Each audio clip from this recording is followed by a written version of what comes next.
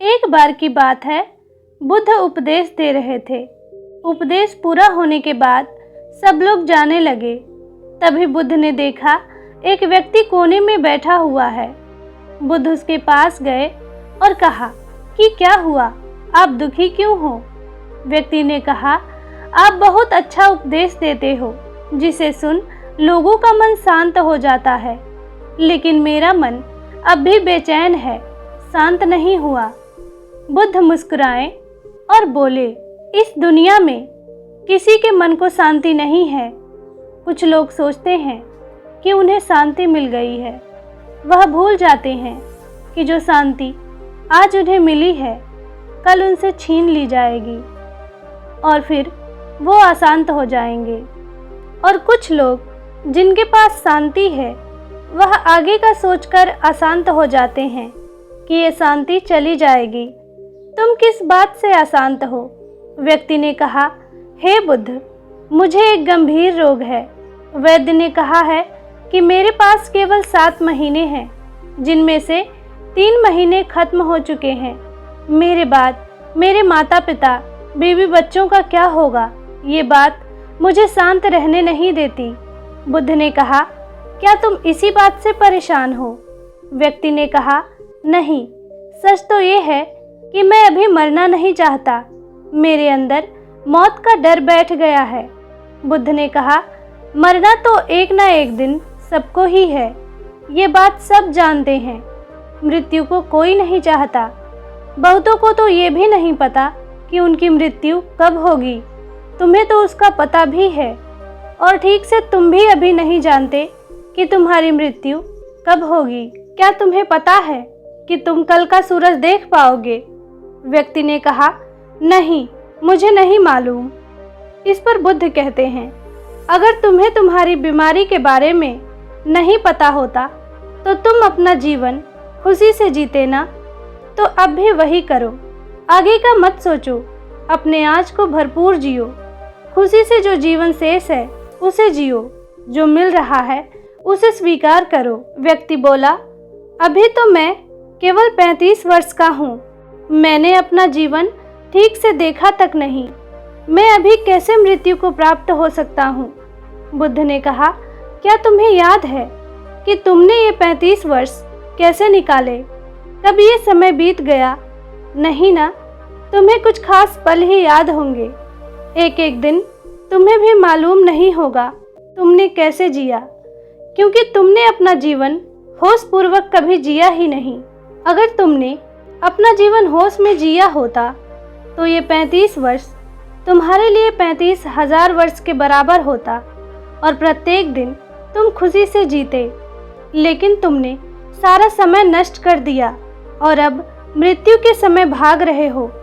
जीवन और मृत्यु दोनों ही उपहार है। व्यक्ति ने कहा, मैं आपकी बात समझ नहीं पा रहा। जीवन उपहार है, ये समझ आता है, लेकिन मृत्यु भी उपहार है, ये कैसे हो सकता है? जब वे व्यक्ति और बुद्ध बात कर रहे थे तभी व्यक्ति के पिता वहां पहुंच गए और उनकी बातें सुनी। बुद्ध ने कहा, वास्तव में मृत्यु जागरण है। तुमने अपने जीवन के 35 साल जिए, लेकिन कभी भी जीवन के बारे में विचार नहीं किया। लेकिन मृत्यु की आहट से तुम जीवन के बारे में विचार करने लगे। मृत्यु का यही काम है, ये जीवन को जागरण की तरफ ले जाती है। अगर मृत्यु ना होती तो व्यक्ति जीवन जीने तक अंधेरे में ही रहता और कभी भी रोशनी की तरफ नहीं बढ़ता। बुद्ध ने पूछा, क्या तुम्हें जन्म से पहले का कोई ज्ञान है? व्यक्ति ने कहा, नहीं, मुझे जन्म से पहले का कोई ज्ञान नहीं है। बुद्ध ने कहा, जैसे तुम्हें जन्म से पहले का ज्ञान नहीं है, वैसे ही मृत्यु के बाद का भी कोई ज्ञान नहीं है, इसलिए तुम डरे हुए हो। तुम अपने जीवन के शेष दिन को खुशी से जियो और ध्यान करो। जब तुम जीवन को समझ जाओगे तब तुम मृत्यु को भी समझ जाओगे। ये जो तुम्हारे अंदर मृत्यु का डर है ये भी निकल जाएगा। तब तुम मृत्यु के उपहार को भी समझ पाओगे। बुद्ध की बातें सुन व्यक्ति के पिता ने कहा, आपकी बातें सही हैं, लेकिन आप मृत्यु को हमारे लिए उपहार बता रहे हैं, लेकिन वह हमारे लिए कैसे उपहार है ये तो हमारे कुटुंब के लिए उपहार है। अगर ये हमसे छिन जाएगा तो ये हमारा उपहार भी हमसे छिन जाएगा, तब हम क्या करेंगे? बुद्ध ने पिता से पूछा, क्या तुम्हें कभी किसी ने उपहार दिया है? पिता ने कहा, हाँ, मेरी बेटी ने मुझे दिया था। बुद्ध ने पूछा, अब वह कहाँ है? पिता ने कहा, वह गांव में आए एक बाढ़ के साथ बह गया और नष्ट हो गया।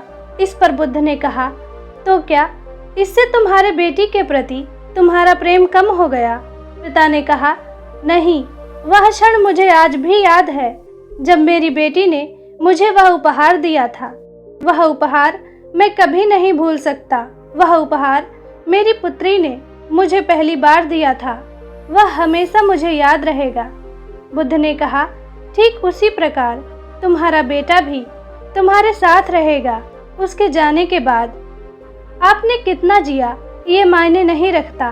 खास बात यह है कि आप जो जीवन जीते हैं उसे पूर्ण रूप से जागृत होकर जीना चाहिए। व्यक्ति ने कहा, आप सही कहते हैं, लेकिन मेरे बाद मेरे परिवार का क्या होगा? बुद्ध ने कहा, क्या तुम उनके लिए कुछ कर सकते हो? व्यक्ति ने कहा, शरीर से तो मैं अब कुछ भी नहीं कर सकता। बुद्ध ने कहा, फिर जब तुम कुछ कर ही नहीं सकते तो उस बारे में क्यों सोच रहे हो? जो समय है उसे जियो। इस दुनिया में कोई किसी के लिए कुछ नहीं करता। सबको खुद अपना जीवन जीना होता है।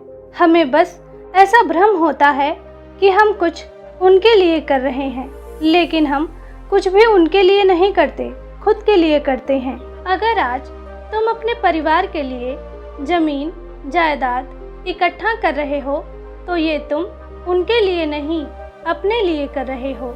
इसे करने से तुम्हारे अंदर आंतरिक शांति रहेगी, लेकिन तुम इसी भ्रम में रहते हो कि यह सब तुमने उनके लिए किया है, लेकिन यह सत्य नहीं है। तुम जो कुछ भी करते हो वो खुद के लिए करते हो। अगर तुम उनके लिए कुछ नहीं भी करोगे तो भी उनके जीवन में कोई खास फर्क नहीं पड़ेगा, क्योंकि जीवन कभी भी एक समान नहीं होता, कठिनाइयों से भरा रहता है। जीवन कभी भी आसान नहीं रहा है, संघर्ष करना पड़ता है, तभी जीवन चलता है। गरीब व्यक्ति से ज़्यादा परेशान अमीर व्यक्ति होता है। इससे ये पता चलता है कि धन से तो जीवन को सुरक्षित नहीं किया जा सकता, लेकिन पूर्ण रूप से जागृत होकर जीवन को सुरक्षित किया जा सकता है। ऐसा करने से हम जीवन की सभी कठिनाइयों को समझ पाते हैं, जिंदगी और मौत को समझ पाते हैं और आसानी से जीवन जी सकते हैं। वह व्यक्ति बुद्ध की बातें सुन बोला, मैं आपकी बातें समझ गया हूँ और अब मुझ में से मृत्यु का भय भी खत्म हो गया है और अब मैं अपना बचा हुआ जीवन खुशी से जीऊंगा। दोस्तों, आपने इस कहानी से क्या सीखा? कमेंट करके ज़रूर बताएं।